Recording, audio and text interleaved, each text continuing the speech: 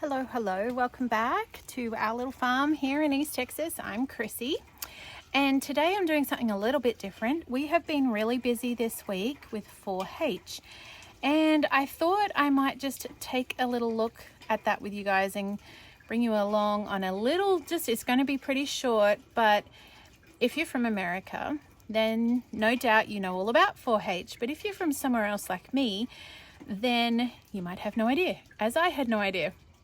It is actually a really cool opportunity for our kids, and so it's taken a fair bit to get my head around though exactly how it works and what it is. And so I thought this week I have been up at the county fair a lot. Our children entered different divisions and were able to one was in woodworking, one did baking, arts and crafts, the two little guys in arts and crafts. So it was really good, but it's a little bit different to the Aussie agricultural shows that we have and the way they run. So I didn't really film a whole heap, I just filmed a little bit, and I thought I'd just show you a little bit of what we were up to this week. According to their website, 4-H is led by a unique private-public partnership of universities, federal and local government agencies, foundations and professional associations.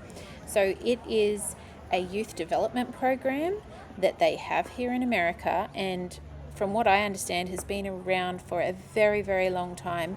My mother-in-law remembers, and she's in her 80s, she remembers it being very popular when she was a little girl. Now, locally here in our area, it is run through the Texas AgriLife Extension Service, which I think, from what I can gather, is kind of like the DPI in Australia, the Department of Primary Industries. So it's sort of attached to that, but the individual clubs are run either by schools or community groups or local groups. So our club that we're a part of is like the lady who coordinates it is a mum, and she, I don't know, has been doing it for a few years, I think, but a lot of kids in our club are all homeschool kids. Some of the other clubs are run by schools in the area, but it's just they give support to the kids to be able to enter a lot of different competitions. Now, some of these cover things like public speaking, but a lot of it is connected to the agricultural show. So there's animal showing, there's and just like our shows back home, they have different exhibitions, and you can enter your artwork or your woodwork or your baking skills or whatever it might be that you can enter in. So what 4-H does is kind of coordinate it a little bit, and it's kind of a loosely, like, it's not super structured. So that was the part that was tricky to get my head around. But at the same time, it is a lot more coordinated and gives a lot more support than, in Australia, where really anyone can enter an exhibition or anyone can enter the show with whatever they might want to, but it's just down to the individual to organise it. So our boys entered one in the woodworking section and one in the baking section. The baking was pretty straightforward because that's an area I'm confident in, so I was able to walk him through that. Our little guy who went in the woodworking section, that is like a little bit outside of our skill set. So this is Ty. He entered his bread, but Caleb entered the woodworking section. There he is, just before the judges, presenting his coffee table that he made. And we were fortunate enough to have a good friend who was happy to allow Caleb to use his tools and his workshop and kind of help supervise him while he was using some of the tools and teach him as he went what he needed to do to build this coffee table. So it's still down to the individual to organize it. Like, they don't give necessarily classes or instructors. You have to figure that part out yourself. But you meet monthly in these 4-H clubs, and they do, like we did a few little training things where they give you hints and tips on going before the judges. They had some volunteers come in and do mock presentations, and so it's definitely helpful, but you still have to be pretty independent in it as well.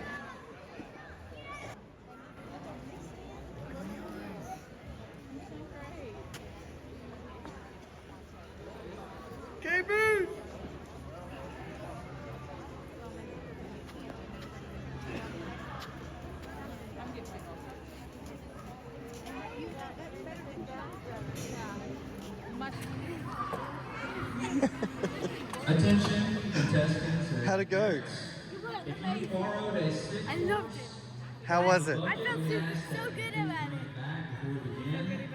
We need to corral the horses back Think of all the things you wanted to event. say. If you borrowed a sick horse, please bring it back to the bucket. Thank you. Relieved. So what did they ask? What questions did they ask? Well, they asked me like, Did you say good day? actually I forgot. That's the only thing I forgot. But I did say me and my dad and his mate. Yeah, nice. Helped me like not chop off my fingers. So what else? What did they ask you? Well, actually, What was their start? How did they say it? well, really, they just said hello, and I said hello, and I said, what do you want me to start? And then they just asked me like, tell us how you made this, and then I just sent through how I made it, and I really like it. Did you tell them you really like it? Yeah. Oh, did you tell them you really like it because? What did you say?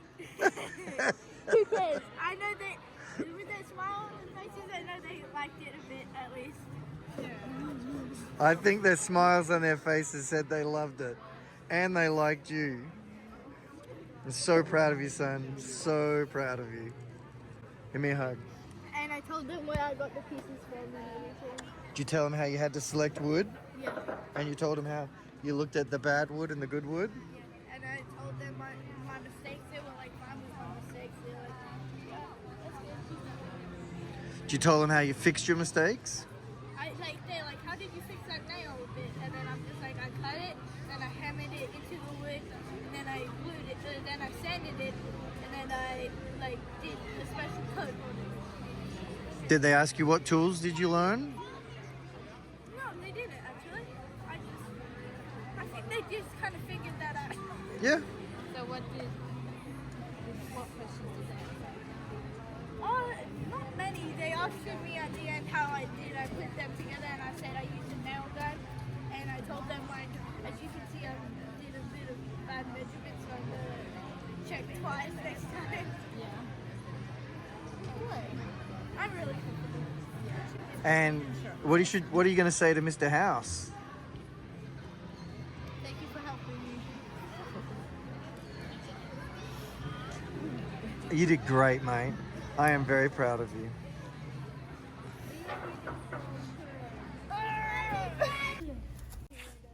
So we went back the next day and had a look around at all of the exhibition and the other entries. We got to see the winners and what all the different categories were.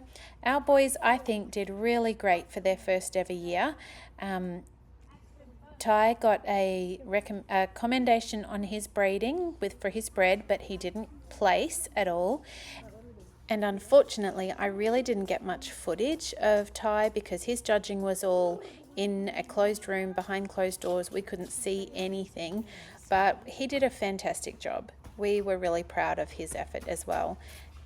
And Caleb came second in his division, in his category. So I think they did really well. It's just the first place, I think they call it best of show, goes to auction. And they auction it off and people bid on things at the auction on the Saturday. So it was interesting to have a look around and see some of the amazing things that people built. Really incredible. And then we enjoyed the rest of the show. What? It's pretty cool.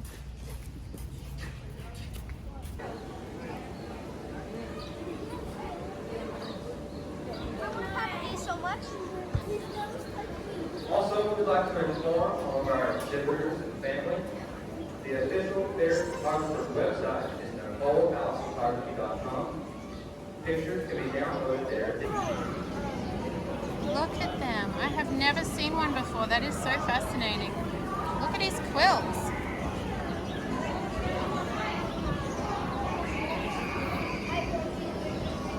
Be careful. Yeah.